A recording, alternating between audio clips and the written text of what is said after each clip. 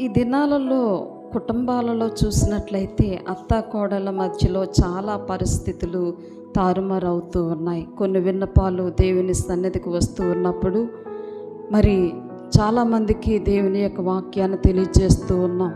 కోడలను Naomi వలె ఒక అత్తగా కాకుండా ఒక తల్లిగా రూతును ప్రేమించింది నయోమి.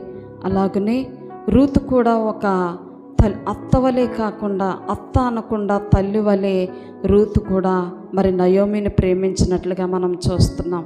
ప్రియమైనటువంటి దేవుని బిడ్డలారా, అందుకే రూత్ అంటుంది, నీ దేవుడే నా దేవుడు, నీ జనమే నా జనము, నీవెక్కడుంటే నేను అక్కడే ఉంటానని ఆమె ఆ యొక్క అత్త అయినటువంటి నయోమితో మరి ఆమె మాట్లాడుతూ ఉంది. అది హృదయము తెరిచి మాట్లాడి ఉన్నది, హృదయముతో మరి హత్తుకున్నట్లుగా మనం చూడగలుగుతాం.